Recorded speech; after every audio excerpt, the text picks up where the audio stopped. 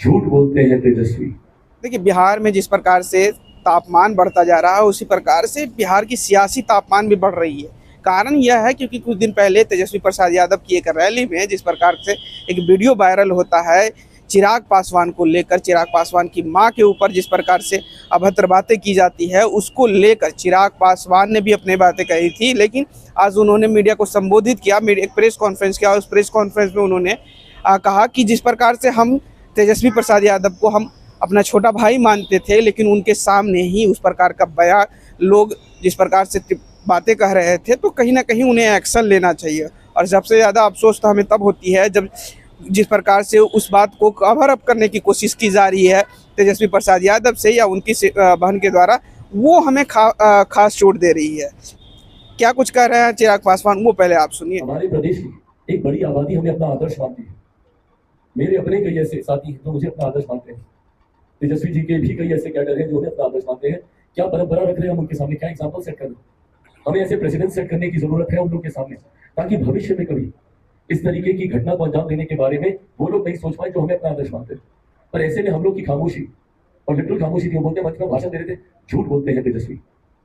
आप वो वीडियो देखिए, भाषण नहीं दे रहे थे, वो मौका दे रहे थे उस व्यक्ति को अपनी बात समाप्त करने का। वो व्यक्ति मंच से उसने कनेक्ट बना के रखा हुआ, वो मंच से कनेक्टेड था।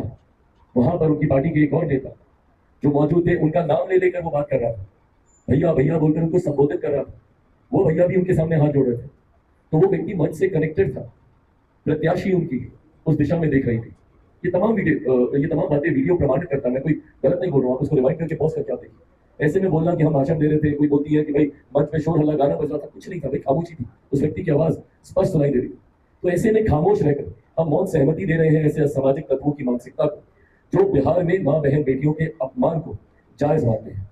ऐसे में आने वाले दिनों में बिहार की जनता को बहुत गंभीरता से अब ये निर्णय लेने से, जिस दल के नेता प्रचार में व्यस्त है, जिन्होंने मेहनत की, उनका हुड़दंग और उनकी दबंगई भी हम लोगों ने देखी। जिस तरीके से चुनाव में माहौल को बिगाड़ने का प्रयास किया गया, पुनः 90 का वो दशक हम लोग को देखने को मिला, जहां पे मां बहनों को गाली दी जाती है, जहां पे लोगों को सरेआम बेइज्जत किया जाता है। एक के बाद एक कई ऐसे उदाहरण सामने आए। जिस विषय का मैं जिक्र कर रहा हूं, आप लोगों से छुपा नहीं, आप सबने उन तस्वीरों को देखा, उस वीडियो को आपने देखा, जहां पर राष्ट्रीय जनता दल के आज की तारीख में सबसे बड़े नेता, बिहार के पूर्व उप मुख्यमंत्री, जिनको मैं मेरा छोटा भाई मानता था, वो मंच पर मौजूद थे। और उनके सामने जिस तरीके से मेरे परिवार के लोगों को गाली दी गई, और अफसोस इस बात का मुझे ज्यादा कि जिस तरीके से उसको कवर अप करने का प्रयास किया गया। भाई, हो सकता है कि तुरंत आपके बुद्धि विवेक, आपकी चेतना को ये समझ में नहीं आया होगा कि हमको कैसे रिएक्ट करना चाहिए।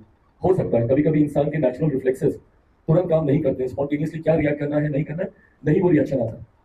पर सोचा समझा रिएक्शन भी ऐसा कि ऐसी बातों को तूल नहीं देना चाहिए। मुझे बताइए ना, कोई एक ऐसा स्वाभिमानी इंसान जो अपनी माँ बहन को गाली सुने और वो खामोश रह जाए, और उसको ये कहा जाए कि ये छोटी बात है, इसको तूल मत दो, कौन आदमी बर्दाश्त करेगा। मैं किसी के प्रति पर्सनल नहीं हो रहा, पर एक बार के लिए अपने आप को मेरी जगह पे रख के देखिए।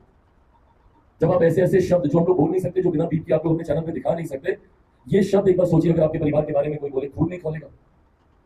उसके बावजूद मैं इतना मर्यादित होकर, इतना समय संयमित होकर अपनी बातों को रखने का प्रयास कर रहा हूं। पर हर किसी की एक सीमा होती है सहन शक्ति की। मैं जिस परिवार से आता हूं, मुझमें बहुत संयम है, बहुत धैर्य है। पर संयम और धैर्य की ऐसी भी परीक्षा ना ली जाए कि आपकी माँ बहन को आपके सामने बेइज्जत किया जाए और आपसे उम्मीद रखी जाए कि इन बातों को तूल ना दिया जाए।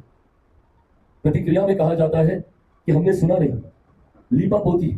सिंपल सा जवाब था इसका कि अगर ऐसा हुआ है, कड़ी कार्रवाई होगी। बर्दाश्त के काबिल नहीं है ये घटना। पर जिस तरीके से उसको कवर अप करने का प्रयास किया जा रहा था, साफ स्पष्ट हो रहा था कि आप कहीं ना कहीं दाढ़ी में कुछ, दाल में कुछ काला है, दाढ़ी में कोई ना कोई तिनका है, जिसको आप छुपाने का प्रयास कर रहे हैं। आपको जस्टिफिकेशन देने की जरूरत क्यों पड़ रही है। और मैं बार बार मैं कहता हूं कि अगर मैं उस मंच पर होता और मेरे सामने ऐसी घटना घटती, राबड़ी देवी जी आज भी मेरी माँ है, मेरी बहनें हैं उस परिवार में।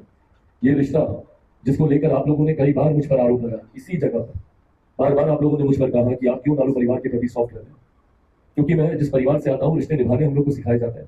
मैं जिस परिवार से आता हूँ, वहां पे रिश्तों की मर्यादाओं को बनाए रखना हम लोग को सिखाया जाता है। और मैंने हमेशा वही तो जैसा कि आपने साफ तरीके से चिराग पासवान को सुना, जहां उन्होंने परसेंटेज की बात की, जिस प्रकार से बिहार में 4 संसदीय क्षेत्र में जो परसेंटेज घटा है, चुनावी परसेंटेज जो था, जो मतदान होने चाहिए थे वो मतदान नहीं हुए, उसको लेकर उन्होंने क्या कुछ कहा वो तो भी आपने सुना। और साथ में साथ तेजस्वी प्रसाद यादव पर जिस प्रकार से पहले चिराग पासवान तेजस्वी प्रसाद यादव को बोलते थे कि वो मेरा छोटा भाई है, लेकिन वहीं इस बार उन्होंने कहा कि तेजस्वी प्रसाद यादव मेरे छोटे भाई थे। मतलब इस है और थे में जो फ़र्क देखने को मिलता है, क्या वो आने वाले दिनों में ये फ़र्क की दूरियां और बढ़ती है या फिर यही दूरियां रहती है। फिलहाल इस खबर में इतना ही। इस वीडियो की प्रतिक्रिया आप हमें कमेंट में जरूर दीजिएगा और ऐसे ही तमाम खबरों से जुड़े रहने के लिए हमारे चैनल को लाइक से सब्सक्राइब कीजिएगा। धन्यवाद।